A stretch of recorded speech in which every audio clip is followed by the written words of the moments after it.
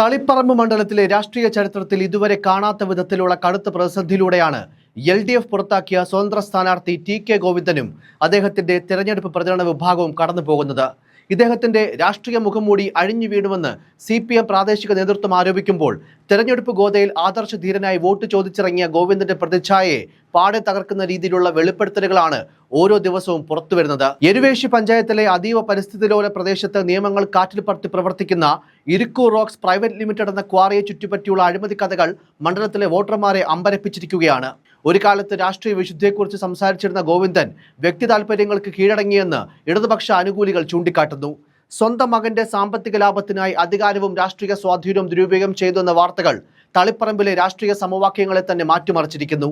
പരിസ്ഥിതി പ്രവർത്തകരും നാട്ടുകാരും ഒരുപോലെ എതിർത്ത ഒരു പദ്ധതിക്ക് എങ്ങനെ അനുമതി ലഭിച്ചു എന്ന ചോദ്യത്തിന് പിന്നാലെ പോയവർക്ക് മുന്നിൽ തെളിഞ്ഞത് TK ഗോവിന്ദന്റെ വഴിവിട്ട ഇടപെടലുകളാണെന്ന് ഭരണകക്ഷി വൃത്തങ്ങൾ കുറ്റപ്പെടുത്തുന്നു. ഈ വിവാദ ക്വാറിയിൽ ഗോവിന്ദന്റെ മകനുള്ള നേരിട്ടുള്ള ബിസിനസ് പങ്കാളിത്തവും അതിലൂടെ നടന്ന കോടികളുടെ സാമ്പത്തിക ഇടപാടുകളും ഇപ്പോൾ നാട്ടിൽ പാട്ടാണ്. ഉരുൾപൊട്ടലിനും മണ്ണിടിച്ചിലിനും ഏറെ സാധ്യതയുള്ള ചെങ്കുത്തായ മലഞ്ചെരുവിലാണ് ഈ ക്വാറി സ്ഥിതി ചെയ്യുന്നത്.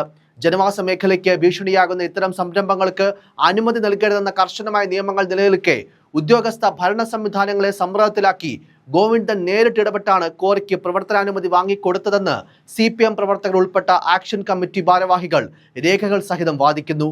മുൻപ് ഇടതുമുന്നണിയുടെ ഭാഗമായിരുന്നപ്പോൾ ലഭിച്ച സ്വാധീനം ദുരുപയോഗം ചെയ്താണ് ഈ അഴിമതികൾക്ക് അദ്ദേഹം കളമൊരുക്കിയതെന്ന് CPM ഔദ്യോഗികമായി തന്നെ വ്യക്തമാക്കുന്നുണ്ട്.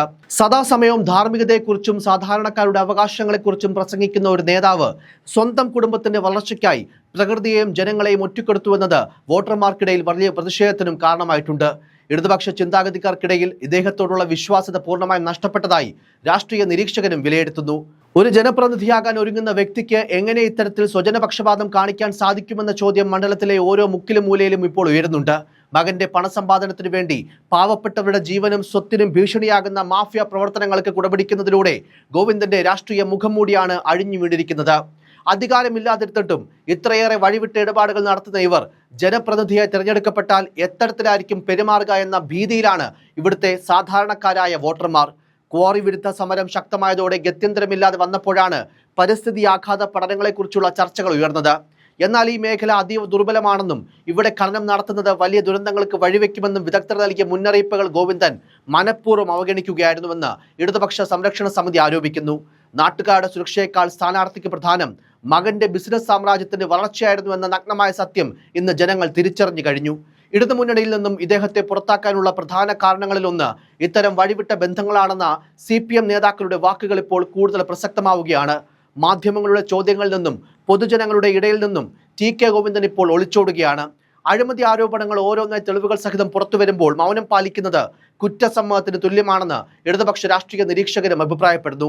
ഒരു ജനകീയ നേതാവ് നേരിടേണ്ട ചോദ്യങ്ങൾക്ക് ഉത്തരം നൽകാതെ മാറി നിൽക്കുന്നത് വോട്ടർമാരെ കൂടുതൽ പ്രകോപിതരാക്കുന്നുണ്ട്. മകന്റെ വഴിവിട്ട സാമ്പത്തിക ബന്ധങ്ങൾ തെരഞ്ഞെടുപ്പ് പ്രചരണത്തെ ആകെ തളർത്തിയിരിക്കുകയാണ്. വിവാദ ക്വാറിക്ക് അനുമതി നൽകുന്നതിനായി നിയമപരമായ സുരക്ഷാ മാനദണ്ഡങ്ങളെല്ലാം തന്നെ ലംഘിക്കപ്പെട്ടിട്ടുണ്ട്. ആവശ്യമായ പരിസ്ഥിതി ക്ലിയറൻസ് ലഭിക്കുന്നതിന് മുൻപ് തന്നെ നിർമ്മാണ പ്രവർത്തനങ്ങൾ തുടങ്ങിയതും ഇതിനായി ഉന്നത ഉദ്യോഗസ്ഥരെ ഗോവിന്ദൻ സ്വാധീനിച്ചതും വലിയ ഗൂഢാലോചനയുടെ ഭാഗമാണെന്ന് CPM ലോക്കൽ കമ്മിറ്റി ആരോപിക്കുന്നു. പ്രകൃതിയെ കൊള്ളയടിക്കാൻ മാഫിയകൾക്ക് അവസരമൊരുക്കുന്നതിലൂടെ മണ്ഡലത്തിന്റെ ഭാവി തന്നെയാണ് ഇവർ പണയപ്പെടുത്തിയത്. സ്വന്തം ലാഭത്തിനായി ആയിരക്കണക്കിന് സാധാരണക്കാരുടെ ജീവൻ അപകടത്തിലാക്കാൻ മടിക്കാത്ത ഒരു വ്യക്തിയെ വിശ്വസിച്ച് വോട്ട് ചെയ്യാൻ കഴിയില്ലെന്ന് പ്രഖ്യാപിച്ചുകൊണ്ട് പ്രബുദ്ധരായ വോട്ടർമാർ ഇപ്പോൾ രംഗത്തുണ്ട്. കുടുംബ താൽപര്യങ്ങൾക്ക് മുൻഗണന നൽകുന്ന ഇത്തരം പ്രവണതകൾ രാഷ്ട്രീയ അധപ്പതനത്തിന് തെളിവാണ്. രാഷ്ട്രീയത്തിൽ നിന്നും ഈ സ്ഥാനാർത്ഥിക്ക് ലഭിച്ച പുറത്താക്കൽ തികച്ചും അർഹമായിരുന്നുവെന്ന് CPM അണികൾക്കിടയിലുള്ള ഇപ്പോഴത്തെ സംസാരം ശരിവെക്കുന്നു. അഴിമതിയും സ്വജനപക്ഷപാതവും മുഖമുദ്രയാക്കിയ ഒരാൾക്ക് ജനപ്രതിനിധിയാകാൻ അർഹതയില്ലെന്ന് വോട്ടർമാർ ഉറച്ചു വിശ്വസിക്കുന്നു. രാഷ്ട്രീയ സംശുദ്ധിയെക്കുറിച്ച് വാദോരാതെ സംസാരിച്ചിരുന്ന ഗോവിന്ദന്റെ ഇരട്ടത്താപ്പ് ഇപ്പോൾ പൂർണ്ണമായും വെളിപ്പെട്ടിരിക്കുകയാണ്. നാടിനെ നശിപ്പിക്കാൻ കൂട്ടുനിൽക്കുന്നവർക്ക് വോട്ടില്ലെന്ന നാട്ടുകാരുടെ പ്രഖ്യാപനം തെരഞ്ഞെടുപ്പ് ഫലത്തിൽ പ്രതിഫലിക്കുമെന്നും ഉറപ്പാണ്. News desk, focus news TV.